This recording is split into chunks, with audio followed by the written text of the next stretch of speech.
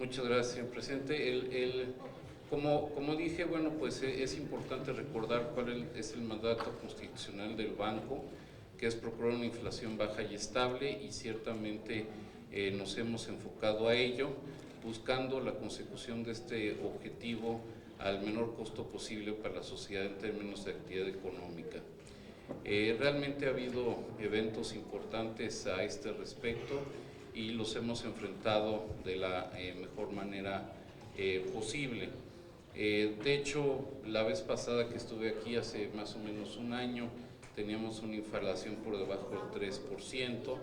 De hecho, hasta octubre del 2016, el Banco de México encadenó, por decirlo así, 17 meses, no el Banco de México, el país encadenó 17 meses consecutivos con unas inflaciones por debajo del 3%, lo cual pues, era un resultado muy bueno.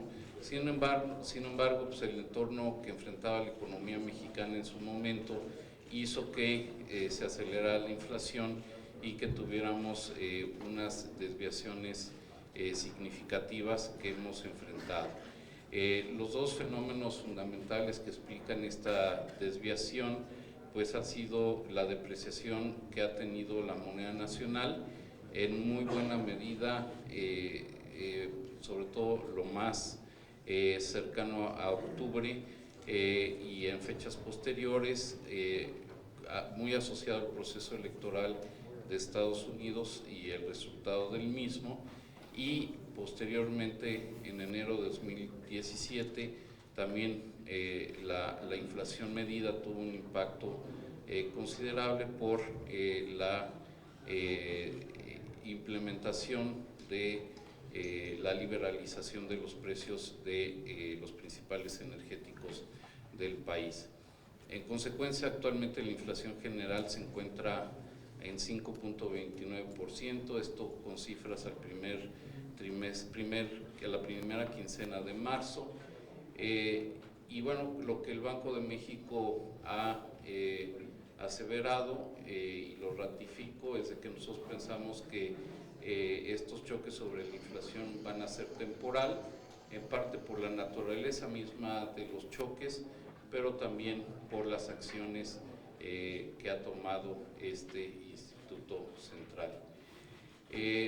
Aquí vemos cómo en esta lámina cómo el Banco de México ha venido actuando de manera preventiva, es decir, no nos hemos esperado a que ya tuviéramos la manifestación de presiones inflacionarias enfrente de nosotros, sino que empezamos a actuar con bastante premura.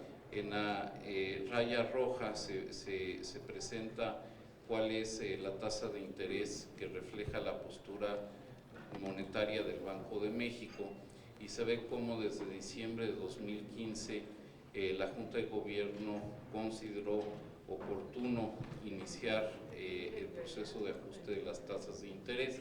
En ese entonces el tema que motivó esto fue el aumento en las tasas de la Reserva Federal. Después, en épocas, por ejemplo, en febrero de 17, el tema de la caída en el precio del petróleo y también el inicio de cierta volatilidad cambiaria motivó las acciones.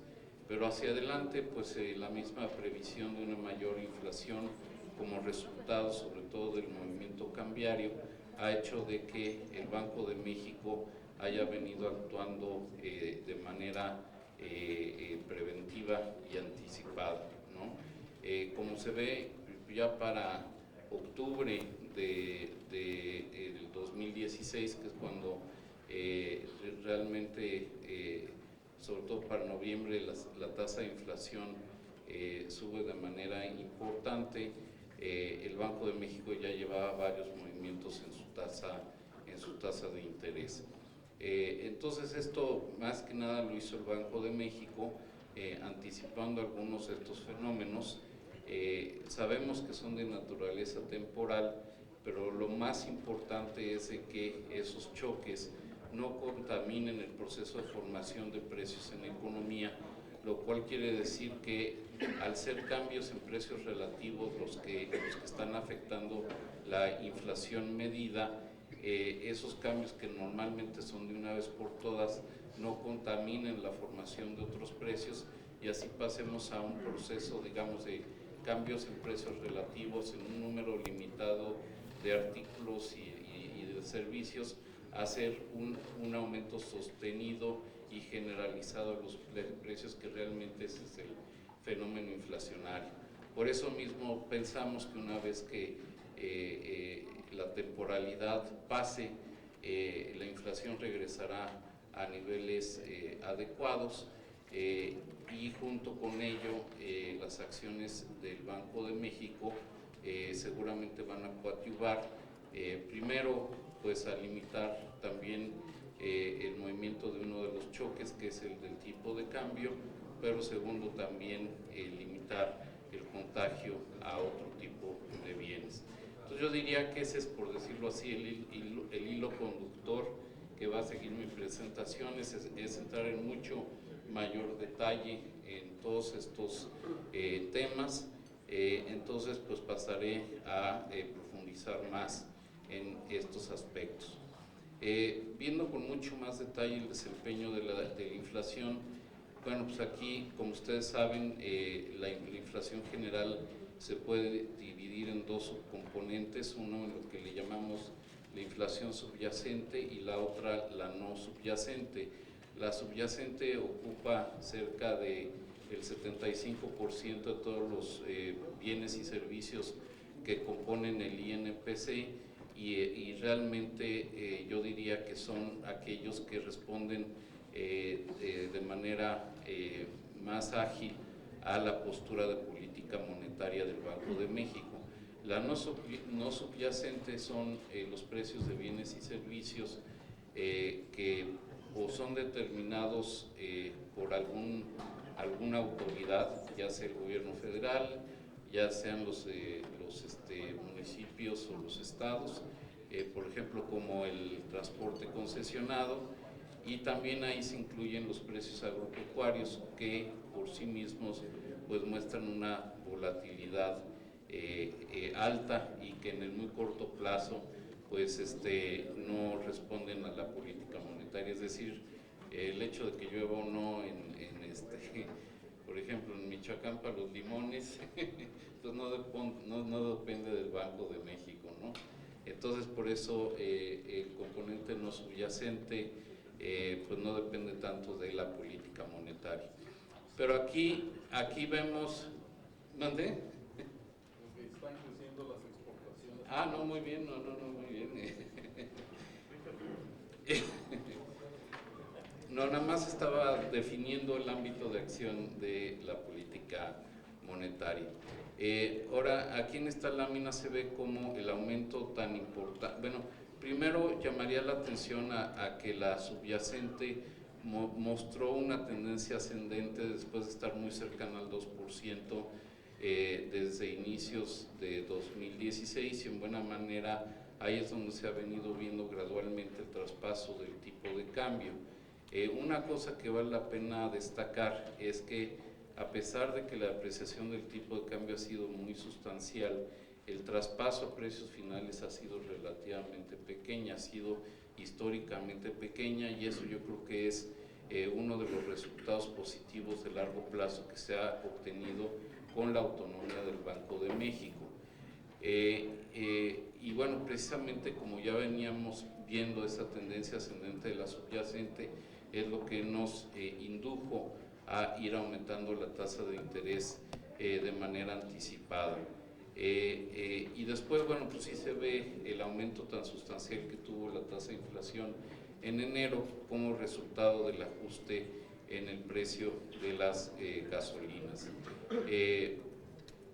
Aumento que, bueno, ciertamente nos genera una desviación en el corto plazo, pero creo que la acción de la liberalización de los precios de la gasolina es una muy buena, es una medida buena, importante para la economía desde el punto de vista de asegurar, tener una mejor infraestructura para el abastecimiento de energéticos fundamentales para el funcionamiento del país y que además les reduce vulnerabilidades a las finanzas públicas.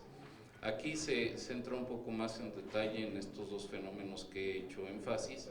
Vemos cómo aquí distribuyendo la inflación entre subyacente y no subyacente, vemos cómo la sorpresa a partir de enero pues fue el resultado de el ajuste en los precios de gasolina. El resto de los precios de no subyacentes sin gasolina no han mostrado tanta variabilidad, y después la subyacente, que esa ha crecido un poco, como dije, en función del tipo de cambio. En la gráfica del lado derecho se muestra el comportamiento del tipo de cambio. Aquí yo diría que, bueno, primero, como se ve desde más o menos 2015 empezó la depreciación del tipo de cambio, en buena medida aquí reflejando el precio del petróleo, la caída tan importante en el precio del petróleo, y después, sobre todo, ya en 2016 en particular, en la segunda parte de 2016, reflejando pues, la dinámica electoral en Estados Unidos, después el resultado que se ve en el brinco discreto que dio el tipo de cambio de depreciación hacia finales de 2016, alcanzando un nivel cercano a 22 pesos por dólar, pues alrededor de la época de la inauguración del periodo del presidente Trump, y después hemos visto una apreciación muy significativa, de hecho regresando ya prácticamente a niveles anteriores a los de la elección en Estados Unidos. Esta apreciación todavía no se refleja plenamente en precios, y yo pienso que sí se va a reflejar hacia adelante. Más adelante explicaré con mayor detalle qué es lo que ha generado esta apreciación. Entonces, realmente, como ya dije, ahorita la desviación del 3% pues, ha sido el resultado de estos choques. Pensamos que estos impactos se van a ir desvaneciendo en el tiempo, incluyendo los choques mismos se van a ir desvaneciendo. Por otro lado, la política monetaria va a tener que ir teniendo efectos sobre la dinámica de precios, sobre todo anclando las expectativas y evitando el contagio de choques de una vez por todas sobre la formación de precios en economía. Y por otro lado, también no esperamos que surjan presiones inflacionarias derivadas de la demanda agregada. Entonces, realmente, desde el punto de vista del Banco de México, nuestro principal reto hacia adelante es precisamente que no se modifique el proceso de formación de expectativas en economía y que no se dé este contagio. Ahora, uno podría también decir, bueno, ¿por qué el Banco de México no es más agresivo y trata de revertir más rápidamente este efecto? El punto es de que la política monetaria surte efectos a través de la economía con rezagos, y si quisiéramos un impacto de muy corto plazo sobre la inflación, tendríamos que afectar tanto las tasas de interés que el impacto sobre la actividad económica sería bastante severo. Y de hecho, dado que son efectos que nosotros pensamos transitorios, es muy posible que el efecto sobre la inflación se vaya a dar después de que ya la inflación por sí misma haya bajado. Entonces habríamos aplicado una medicina, por decirlo así, demasiado fuerte, demasiado traumática sobre la economía, sin realmente obtener el resultado que quisiéramos.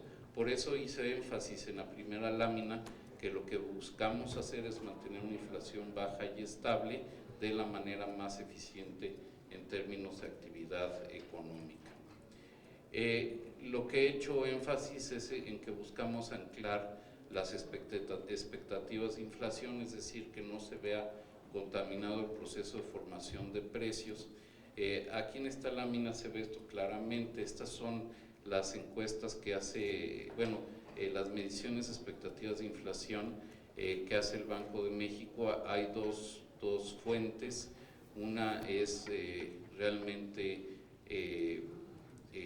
una encuesta directa a los analistas principales de la economía mexicana, y otras son aquellas que se pueden derivar de precios de mercado, es decir, comparando tasas de interés a largo plazo que están en términos nominales, por ejemplo de bondes M, contra aquellas que están asociadas a tasas reales como son los bonos. Entonces aquí vemos cómo las expectativas, cómo ha venido evolucionando la expectativa para el fin del año, para el año 2017, esa es la raya verde, perdón. Y aquí se ve que la expectativa ahorita está en 5.5%. Sin embargo, con la misma fuente que tenemos de las expectativas de los analistas para 2018, que ya les empezamos a preguntar, es la raya negra que está hasta el lado derecho. Se ve que la expectativa de inflación del mercado está por ahí de 3.7, 3.8%. Y después las que les hacemos la misma pregunta, ¿qué inflación esperan para los siguientes entre 3 a 8 años? Y estar pues constante a 3.5%. Y si uno toma cuál es la inflación esperada que sale de esta descomposición, digamos, o este análisis de comparativo entre tasas reales y nominales de mercado, pues esta sigue también muy baja, incluso por debajo de 3.5%. Entonces aquí se ve que el mercado, pues sí está esperando, los analistas, pues está esperando una burbuja, ¿no? Y que en la cual, aquí estamos midiendo cuáles son las expectativas para los siguientes 12 meses, ¿no? Entonces se ve como, si vemos primero la línea negra, esa es la inflación observada. Aquí se le está preguntando a los analistas cuál es la inflación que esperan en términos anuales para cada uno de los siguientes 12 meses. Entonces se ve cómo se espera que esa vaya subiendo, llega a un nivel ligeramente superior al 5.5%, y después en enero del año entrante bajaría de manera muy rápida. Ese es el fenómeno temporal del que estaba hablando, es decir, después de que hay un incremento discreto y después vendría una reducción para meterse dentro del intervalo de variabilidad del Banco de México, que es 3% más menos 1%, ¿no? La expectativa del mercado ahorita es de 3.82%, esa expectativa para el cierre de 2018, esa expectativa está por arriba de la que tiene el Banco de México, que nosotros la vemos más cercana al 3%. Bueno, entonces es un poco cómo se anticipa la dinámica de la inflación. Ahora me gustaría analizar los determinantes de la inflación. Ahorita simplemente he plasmado cuáles son el comportamiento reciente, las principales causas y cómo se han venido formando las expectativas. Ahora sería bueno analizar cuáles son los determinantes de la inflación. Un factor muy importante ha sido obviamente el tipo de cambio, y el tipo de cambio responde de diferentes factores. Uno que ha sido bastante importante en los últimos años y que sin duda lo hemos discutido, lo he discutido ampliamente aquí con ustedes, pues es la política monetaria que podría seguir la Reserva Federal de los Estados Unidos.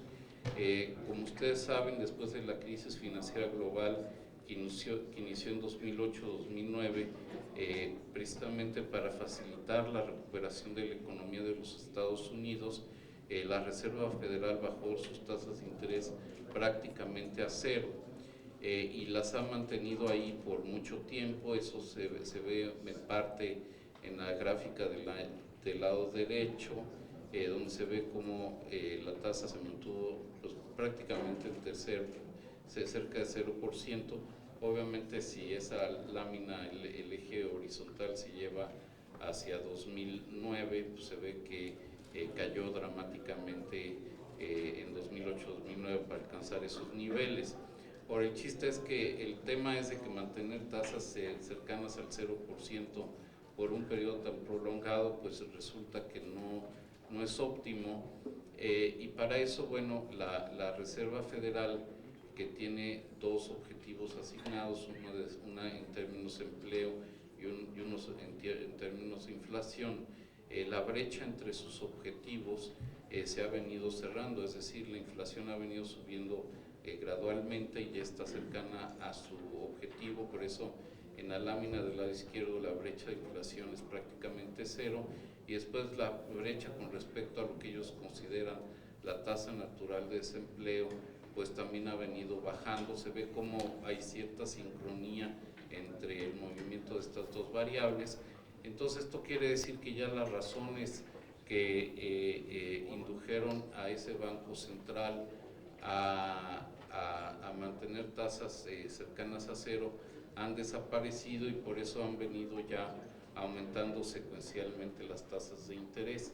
El último movimiento que se dio fue en marzo, hace prácticamente 3 semanas, subió en 25 puntos bases objetivo, ahorita está alrededor de 0.75, entre 0.75 y 1%, eso se consigna en la gráfica del lado derecho, y la expectativa del mercado, el pronóstico del mercado es que gradualmente continúen aumentando las tasas en Estados Unidos.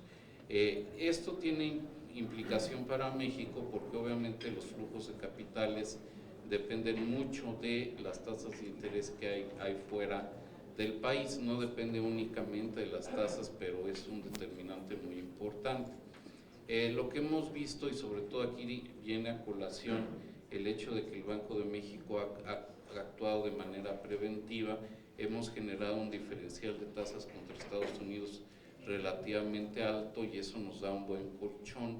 Entonces, por eso hemos visto que no nada más a México, sino también a algunos países emergentes, ha habido flujos de capital de ingreso durante el inicio de este año, como se ve en la lámina del lado izquierdo en los rombitos rojos, y como en México, después de que hacia finales de 2016 la tenencia de valores gubernamentales por residentes extranjeros disminuyó, eso se ve en la lámina del lado derecho, la línea guinda, cómo ha venido aumentando de manera bastante sustancial recientemente, y esto es parte de lo que le ha dado apoyo a la moneda nacional. Parte de esto, como dije, es el hecho de que hemos ampliado el diferencial de tasas contra Estados Unidos, y eso nos ha traído capitales. Aquí se ve cómo el diferencial de tasas ajustado por riesgo del peso se ha distinguido de manera importante con respecto al diferencial el diferencial en otros países emergentes, que son los que por decir así, nos compiten, y cómo el peso pues, ha tenido una apreciación muy significativa durante todo este año. De hecho, ha sido la divisa, quizás de entre las 2 o 3 divisas que más se han apreciado durante el primer trimestre de este año. Entonces, nosotros pensamos que por el momento las acciones subsecuentes que pudiera tener la Reserva Federal no deberían de generar depreciaciones adicionales. Nosotros hemos ajustado nuestras tasas de interés en la última reunión de política monetaria que tuvimos, aumentamos las tasas en 25 puntos base, pasamos a aumentos de 50 puntos base a 25 puntos base. Eso ha hecho que el diferencial no se deteriore. Nosotros iremos evaluando sobre todo cómo se comportan las expectativas de inflación, y quizá en el mediano plazo eso nos permita no seguir uno a uno los movimientos de la Reserva Federal. Sin embargo, como hemos dicho en nuestros comunicados, una variable muy importante en la determinación de la política monetaria es la posición monetaria relativa entre México y los Estados Unidos. Ahora, otro